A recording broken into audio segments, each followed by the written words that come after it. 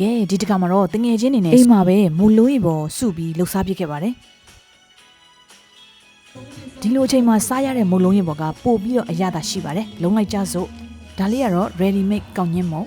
အခုအချိုးစားကတော့ကောင်းညင်းလေးစားစံမုံတစ်စရောထားပါတယ်ပို့ပြီးတော့အီလေးစားခြင်းနဲ့ဆိုရင်စံမုံကိုရှော့ထည့်ပေးပါအရသာလေးလေးပင်ပင်ဖြစ်သွားအောင်စားထည့်ရေကိုတော့အချိန်အဆမရှိပဲဖြည်းဖြည်းချင်းထည့်ပြီးနေသွားပေးပါတယ်အခုလိုပဲရေနည်းနည်းချင်းထည့်လိုက်မှွေလိုက်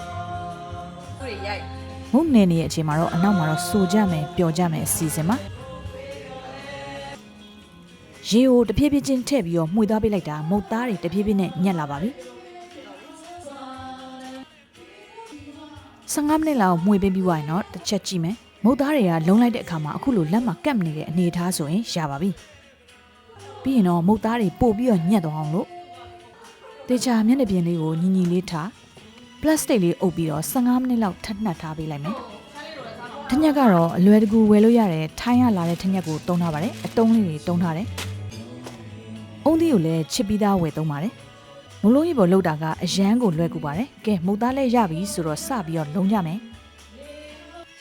အခုလိုမျိုးတငယ်ချင်းတွေစုံပြီးတော့တပြောတပါးကြီးမုံလုံးရတာကအရန်ကိုပျော်ရွှင်ရတဲ့အမှတ်တရအခိုက်အတန့်တွေဖြစ်ခဲ့ပါတယ်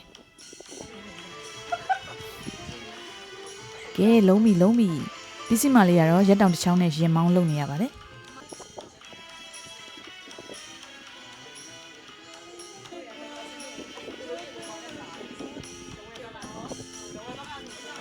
โอเคလုံးတာလည်းတော်တော်ရနေပြီဆိုတော့စပြီးပြုတ်မယ်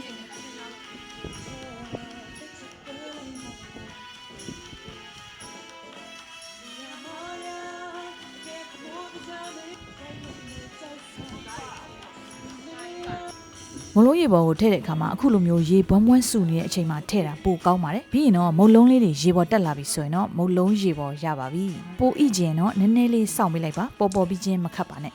ကြည့်ပါဦးပြောင်ချောနေတဲ့မုံလုံးရေပေါ်လေးတွေအစင်သင့်ဖြစ်ပါပြီပြီးရင်တော့ရေထဲကိုထည့်ကဲအရန်လွယ်ကူတဲ့မုံလုံးရေပေါ်လေးအစင်သင့်ဖြစ်ပါပြီ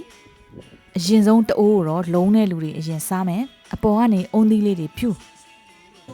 ကြည့်ပါဦးတစ်နေ့တစ်ခါမှပေါ်လာတဲ့မုံလုံးရေပေါ်လေးစားကျင်နေပါပြီအနောက်မှာလဲစားမဲ့တငယ်ချင်းတွေကအစင်သင့်စောင့်နေပြီဆိုတော့ဆွဲပြီ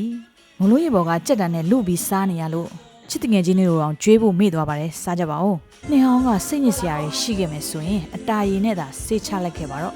ဒီနေ့ရဲ့တကြံအကြိုနေ့မှာတော့အမှတ်တရပေါင်းများစွာနဲ့အတာတကြံကြီးကိုမုံလုံးရေပေါ်နဲ့စဖွင့်လိုက်ပါပြီအားလုံးပဲနှစ်တစ်မှာလူသစ်စိတ်သစ်နဲ့ပျော်ရွှင်ချမ်းမြေ့ကြပါစေကဲစားပြီးပြီဆိုတော့ထုံးစံတိုင်းစေကြောရေတုပ်အဝတ်နဲ့အုပ်